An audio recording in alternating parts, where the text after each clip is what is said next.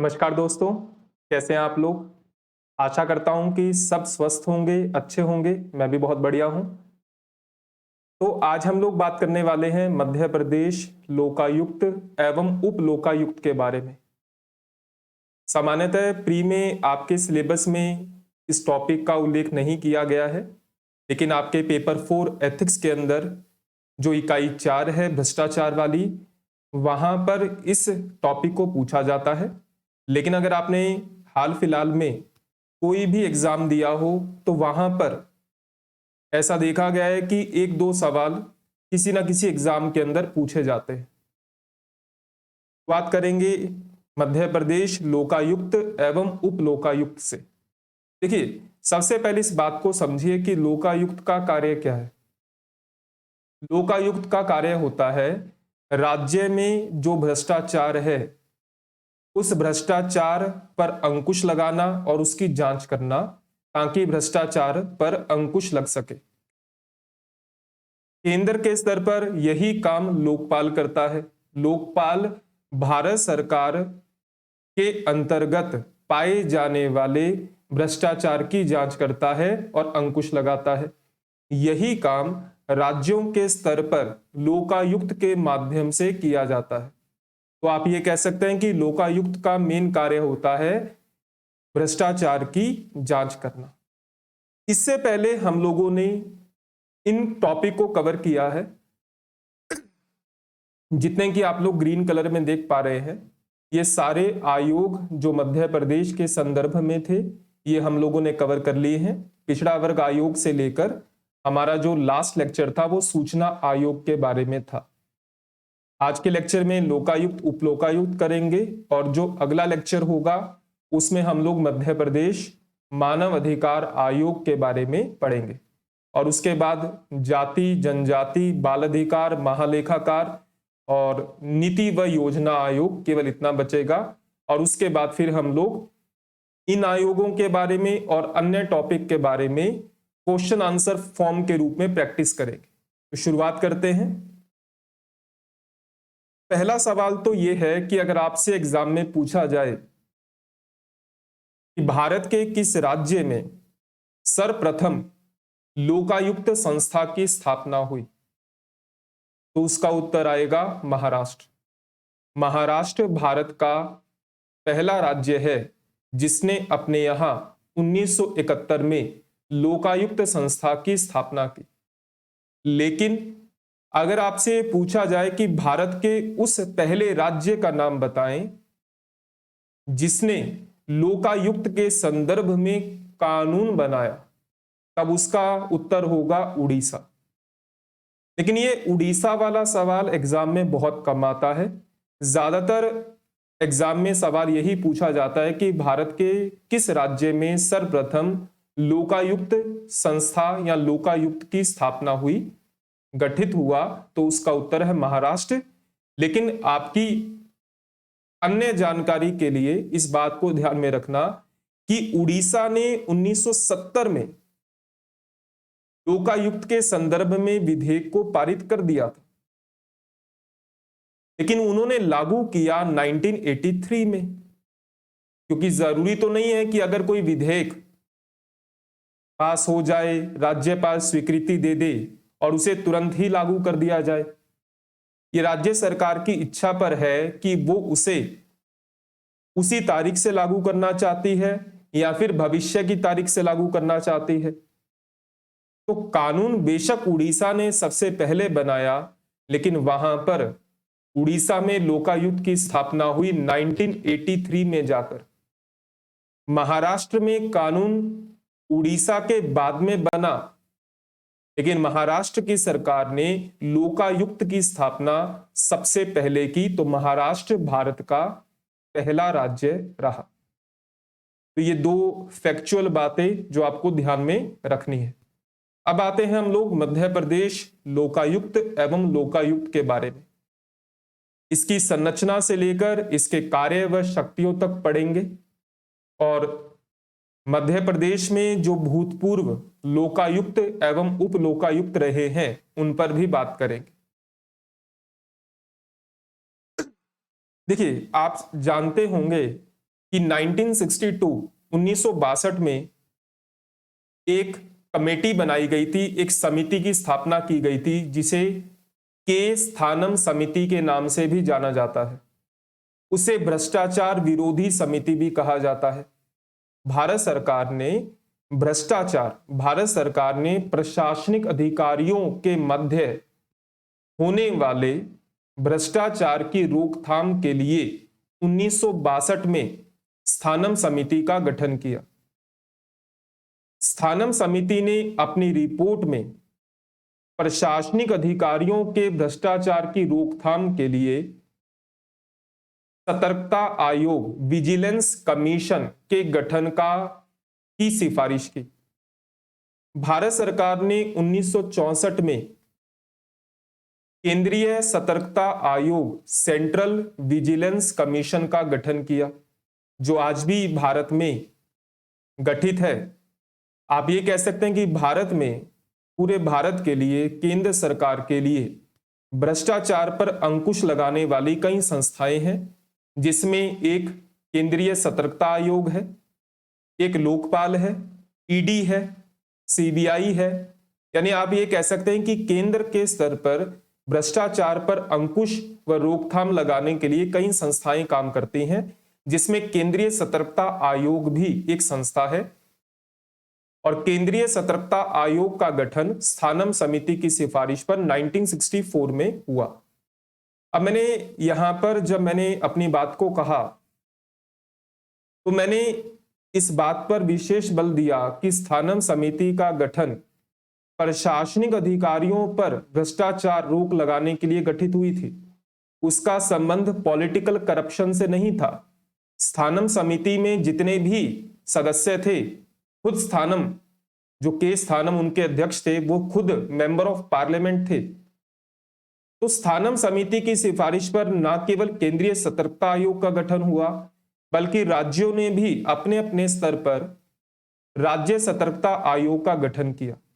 मध्य प्रदेश राज्य ने 1 मार्च 1964 को मध्य प्रदेश राज्य सतर्कता आयोग का गठन किया। जैसे केंद्र में हुआ वैसे राज्य में हुआ। आगे चलकर 1969 में मध्य प्रदेश की सरकार ने मध्य प्रदेश राज्य प्रशासनिक सुधार आयोग का गठन किया और इस आयोग के अध्यक्ष बने नरसिंह राव दीक्षित। 1966 में भारत में प्रशासनिक सुधार आयोग बना था मोरारजी देसाई की अध्यक्षता में। उसी प्रकार राज्य में भी एक स्टेट एडमिनिस्ट्रेटिव रिफॉर्म कमीशन बनाया गया नरसिंह राव दीक्षित की अध्यक्षता में। इस प्रशासनिक सुधार आयोग ने यह सिफारिश की कि जो राज्य सतर्कता आयोग है मध्य प्रदेश का, उसकी प्रासंगिकता अब नहीं रह गई है। हालांकि 1964 में ही बना और 1969 में रिकमेंड किया जा रहा है कि स्टेट विजिलेंस कमीशन को खत्म कर राज्य में लोकायुक्त संस्था की स्थापना की जाए, जैसी कि स्वीडन में ओम्बुड्समैन के रूप में पाई जाती है। तो इस आयोग की सिफारिश पर आगे चलकर 14 फरवरी 1982 को 14 फरवरी 1982 को मध्य प्रदेश में लोकायुक्त संस्था का गठन किया गया। इसकी सिफारिश पर राज्य प्रशासनिक सुधार आयोग नरसिंह राव दीक्षित की अध्यक्षता में जो बना था, उसकी सिफारिश पर स्टेट विजिलेंस कमीशन जो 1 मार्च 1967 में बना था, उसको समाप्त कर दिया गया। ऐसा नहीं कि वो भी काम कर रहा था, उसको समाप्त कर दिया गया और 14 फरवरी 1982 में लोकायुक्त संस्था की स्थापना हुई। ऐसी ही मांग केंद्र के स्तर पर भी होती है कि जब अब लोकपाल है तो केंद्रीय सतर्कता आयोग को समाप्त कर देना चाहिए। लेकिन अभी केंद्र के स्तर पर ऐसा नहीं हुआ है, लेकिन मध्य प्रदेश की सरकार ने ऐसा किया है। आगे बढ़ते हैं। तो ये किस प्रकार का निकाय है? ये सांविधिक निकाय है, यानी हमारे संविधान में इस बात का उल्लेख नहीं है।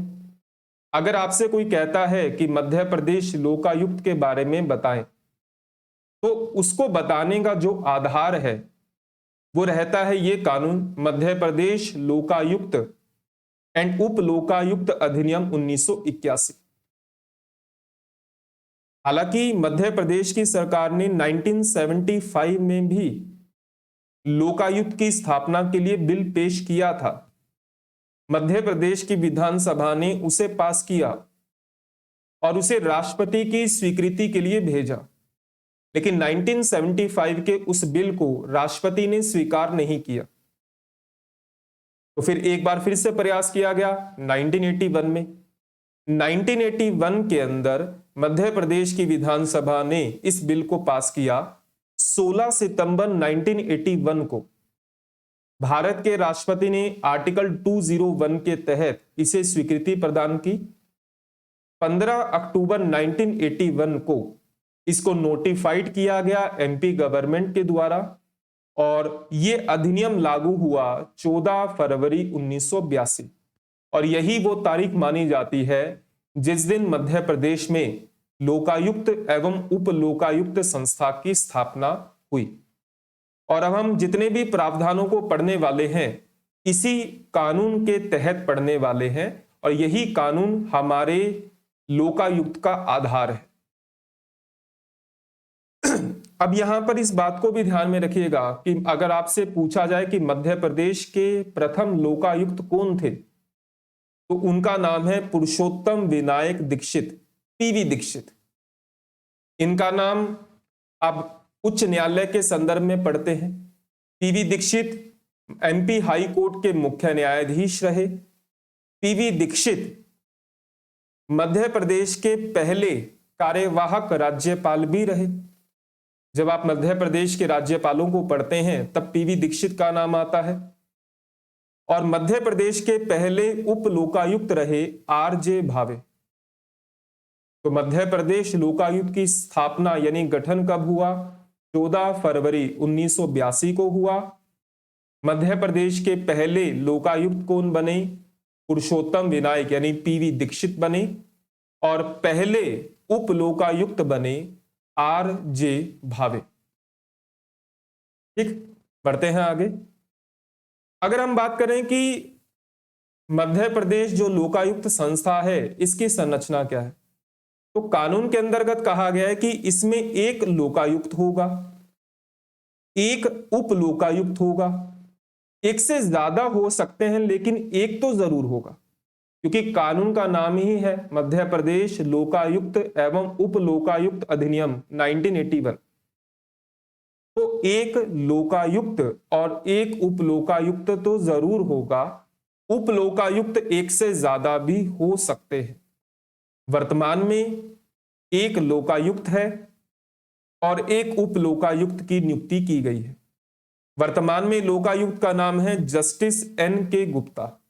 ये वर्तमान में मध्य प्रदेश के लोकायुक्त है। और वर्तमान में मध्य प्रदेश के उप लोकायुक्त हैं S.K. पालो। हालांकि पहले एक और थे महेश्वरी, यूसी महेश्वरी एक और उप लोकायुक्त थे, लेकिन उनका कार्यकाल समाप्त हो गया। तो एट प्रेजेंट एक लोकायुक्त है N.K. गुप्ता और एक उप लोकायुक्त है जिनका नाम है S.K. पालो। अब बात आती है नियुक्ति की। दोनों की नियुक्ति राज्यपाल ही करता है। लोकायुक्त हो या उप लोकायुक्त हो, दोनों की नियुक्ति राज्यपाल के द्वारा ही की जाती है। लेकिन यहां पर ध्यान में रखना है कि जब राज्यपाल लोकायुक्त की नियुक्ति करता है तो हाई कोर्ट के मुख्य न्यायाधीश और विधानसभा के विपक्ष के नेता की सलाह से करता है। यहां पर मुख्यमंत्री नहीं है। एमपी हाई कोर्ट का जो मुख्य न्यायाधीश होगा और मध्य प्रदेश विधानसभा में जो लीडर ऑफ ऑपोजिशन होगा, इन दोनों की सलाह पर ही मध्य प्रदेश के राज्यपाल लोकायुक्त की नियुक्ति करेंगे। जबकि उप लोकायुक्त की नियुक्ति भी राज्यपाल करता है। लेकिन यहां पर क्या है, या तो वो लोकायुक्त से सलाह लेंगे अथवा उच्च न्यायालय के मुख्य न्यायाधीश द्वारा नियुक्त सेवारत न्यायाधीश की सलाह से करेंगे। तो लोकायुक्त की नियुक्ति राज्यपाल, एमपी हाई कोर्ट के मुख्य न्यायाधीश और विधानसभा में विपक्ष के नेता की सलाह से करता है। जबकि उप लोकायुक्त की नियुक्ति राज्यपाल या तो लोकायुक्त की सलाह से करेगा अथवा एमपी हाई कोर्ट के चीफ जस्टिस ने जिसको नॉमिनेट किया है वर्किंग जज को कि तुम सलाह दो, तो उसकी सलाह से करे। सामान्यतः राज्यपाल लोकायुक्त की सलाह से ही करता है, तो इस चीज को ध्यान में आप लोगों को रखना है। अब बात करते हैं योग्यता। योग्यता का मतलब कि जो लोकायुक्त व उप लोकायुक्त नियुक्त किए जाते हैं उनकी योग्यता क्या होगी। तो लोकायुक्त के मामले में कहा गया है कि सर्वोच्च न्यायालय का न्यायाधीश या उच्च न्यायालय का मुख्य न्यायाधीश या अन्य न्यायाधीश। तो लोकायुक्त किसे राज्यपाल नियुक्त करेगा, या तो वो सुप्रीम कोर्ट का जज या फिर हाई कोर्ट का मुख्य न्यायाधीश भी हो सकता है, वह अन्य न्यायाधीश भी हो सकता है। यहां पर वर्किंग नहीं होगा, रिटायर्ड सुप्रीम कोर्ट का कोई जज हो या फिर हाई कोर्ट का कोई मुख्य न्यायाधीश या फिर अन्य न्यायाधीश। जबकि उप लोकायुक्त के मामले में उच्च न्यायालय का न्यायाधीश हो या फिर केंद्र सरकार या राज्य सरकार के अधीन डेप्यूटी सेक्रेटरी रैंक का कोई अधिकारी होना चाहिए। ध्यान में रखिएगा, उप लोकायुक्त के मामले में केवल हाई कोर्ट का जज या फिर केंद्र या राज्य सरकार के अधीन डेप्यूटी सेक्रेटरी रैंक का अधिकारी, जबकि लोकायुक्त के मामले में सुप्रीम कोर्ट का जज अथवा हाई कोर्ट का चीफ जस्टिस या फिर हाई कोर्ट का जज भी हो सकता है। अगर हम शपथ की बात करें तो राज्यपाल शपथ दिलाता है। अगर राज्यपाल उस समय अनुपस्थित है तो राज्यपाल के द्वारा जिसे अथोराइज किया जाता है वो दिलाता है। जैसा कि आप इस इमेज में देख पा रहे हैं कि मध्य प्रदेश के राज्यपाल ने 2017 में एन.के. गुप्ता को मध्य प्रदेश के लोकायुक्त के रूप में शपथ दिलाई। तो कौन दिलाता है, राज्यपाल दिलाता है। कार्यकाल 6 वर्ष है। लोकायुक्त हो या उप लोकायुक्त हो, दोनों का कार्यकाल 6 वर्ष निर्धारित किया गया। यहां पर ऐसा नहीं कहा गया कि 6 वर्ष 62 वर्ष 6 वर्ष 65 वर्ष, केवल सीधे तौर पर कहा गया है कि मध्य प्रदेश के लोकायुक्त या उप लोकायुक्त का कार्यकाल 6 वर्ष होगा। यानी सीधा सा है कि उसका कार्यकाल 6 वर्ष निर्धारित किया गया। पुनः नियुक्ति नहीं होगी, पुनः नियुक्ति के पात्र नहीं होंगे, और अब तक के इतिहास में कभी ऐसा हुआ नहीं मध्य प्रदेश में किसी को दोबारा से लोकायुक्त या उप लोकायुक्त बनाया गया हो, क्योंकि री अपॉइंटमेंट हो नहीं सकती। लेकिन यहां पर एक बात और कही गई है कि उप लोकायुक्त का कार्यकाल 3 वर्ष से अधिक अवधि के लिए बढ़ाया जा सकता है। बेशक उप लोकायुक्त का कार्यकाल 6 साल है, लेकिन अगर उसका कार्यकाल 6 वर्ष के बाद और 3 वर्ष बढ़ाना है तो बढ़ाया जा सकता है। लोकायुक्त के मामले में ऐसा नहीं है, लेकिन उप लोकायुक्त का कार्यकाल 3 वर्ष बढ़ाया जा सकता है अगर लोकायुक्त ने ऐसी सिफारिश की हो राज्यपाल को, तब ऐसी कंडीशन में बढ़ाया जा सकता है। तो ये इसका टेन्योर यानी कार्यकाल तय किया गया है, यानी मेन रूप से आपको 6 वर्ष याद रखना है। वेतन भत्ते, सेवा शर्तें, जो लोकायुक्त है उसे सुप्रीम कोर्ट के जज के समान, और जो उप लोकायुक्त है उसे हाई कोर्ट के जज के समान। यहां पर यह बिल्कुल नहीं है, मुख्य न्यायाधीश वाला एंगल नहीं चलेगा।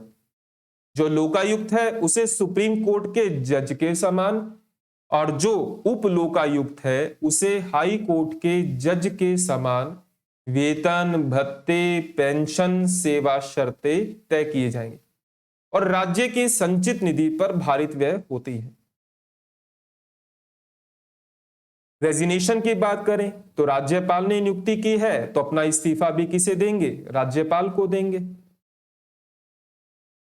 सामान्यतः नियम होता है कि जो नियुक्ति करता है उसी को इस्तीफा दिया जाता है, तो राज्यपाल ने नियुक्ति की है तो राज्यपाल को इस्तीफा दिया जाएगा। हटाएगा कौन, ये भी राज्यपाल हटाएगा। तो यहां पर देखिएगा कि लोकपाल एवं लोकायुक्त को साबित कदाचार व अक्षमता के आधार पर मध्य प्रदेश की विधानसभा विशेष बहुमत के आधार पर अगर प्रस्ताव को पास करती है तो राज्यपाल हटाएगा। कौन हटाएगा, राज्यपाल। आधार क्या है, कारण क्या है, साबित कदाचार व अक्षमता।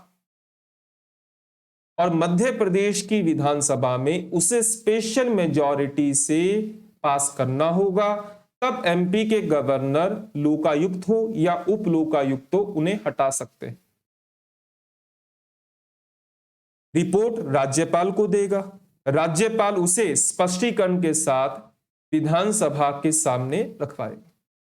तो आप पाएंगे कि यहां पर नियुक्ति राज्यपाल ने की, शपथ राज्यपाल ने दिलवाई, इस्तीफा राज्यपाल को देते हैं, हटाया राज्यपाल के द्वारा जाता है, रिपोर्ट राज्यपाल को दी जाती है।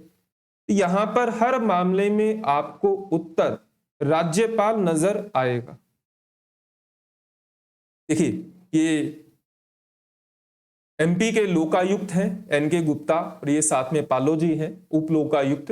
ये दोनों मध्य प्रदेश के राज्यपाल को वार्षिक प्रतिवेदन दे रहे हैं, एनुअल रिपोर्ट दे रहे हैं। ये कौन है? राज्यपाल मंगू भाई पटेल। इनको वार्षिक प्रतिवेदन लोकायुक्त व उप लोकायुक्त दोनों के द्वारा दिया जा रहा है।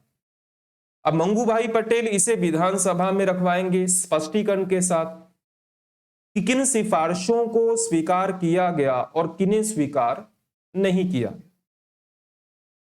अब आते हैं ज्यूरिडिक्शन, अर्थात मध्य प्रदेश लोकायुक्त उप लोकायुक्त के दायरे में किसके भ्रष्टाचार की जांच करना आता है। तो किसके जांच करना आता है ये तो मेन है, लेकिन आपको यह ध्यान में रखना है कि अपवाद क्या है। मध्य प्रदेश विधानसभा के जो स्पीकर हैं, अध्यक्ष, वो एमपी लोकायुक्त के दायरे में नहीं आते, ना ही डेप्यूटी स्पीकर आते, ना ही कोई जुडिशियल ऑफिसर आता, और ना ही ऐसा कोई मामला आता जिस भ्रष्टाचार को हुए 5 साल से ज्यादा बीत गए। तो ये मध्य प्रदेश लोकायुक्त का अपवाद है जो उसके ज्यूरिडिक्शन में नहीं आता। अब कौन आता है?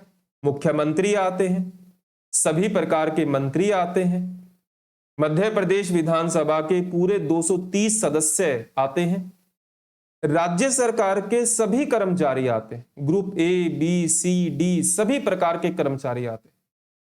आप ये नहीं कह सकते कि आईएएस ऑफिसर आते हैं, बेशक वो राज्य के अंतर्गत काम करते हैं, लेकिन वो लोकपाल के दायरे में आते हैं।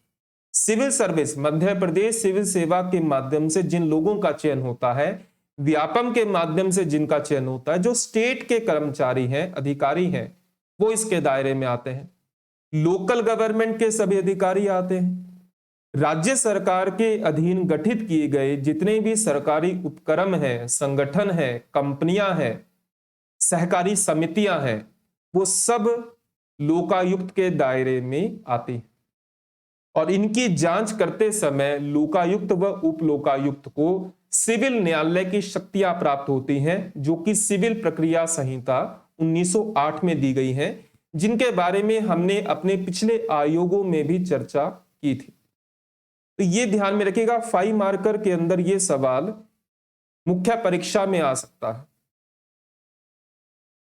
अब यहां पे ध्यान में रखिएगा कि मध्य प्रदेश में लोकायुक्त मैंने बता दिया था कि पहले कौन थे, वर्तमान में कौन थे। पहले कौन थे? पीवी दीक्षित थे।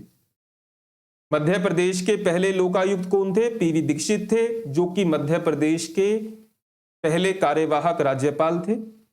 दूसरे बने पीके तारे, तीसरे बने जीपी सिंह। जीपी सिंह का मतलब गुरु प्रसन्ना सिंह, ये भी मध्य प्रदेश के कार्यवाहक राज्यपाल रहे।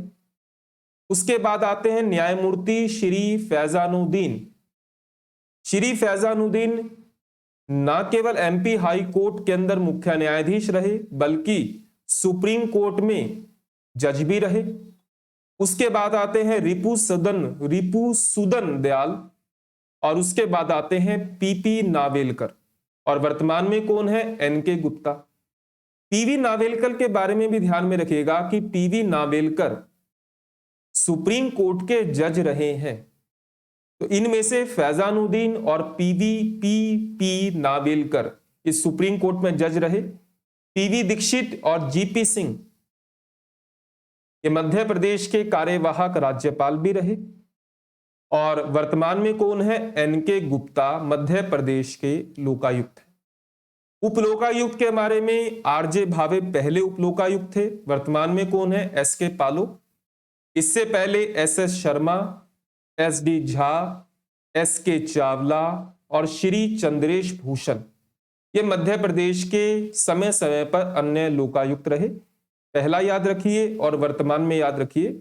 जबकि लोकायुक्त के मामले में उन चीजों को ध्यान में रखिएगा कि राज्यपाल भी आपके सिलेबस में है, एमपी हाई कोर्ट भी आपके सिलेबस में है, तो इन चीजों को ध्यान में रखना होता है। यहां पर मैं मध्य प्रदेश के लोकायुक्त वाला टॉपिक कंप्लीट करता हूं। उम्मीद करता हूं कि आपको कुछ चीजें समझ में आई होंगी, कुछ फैक्चुअल, कुछ कंसेप्चुअल।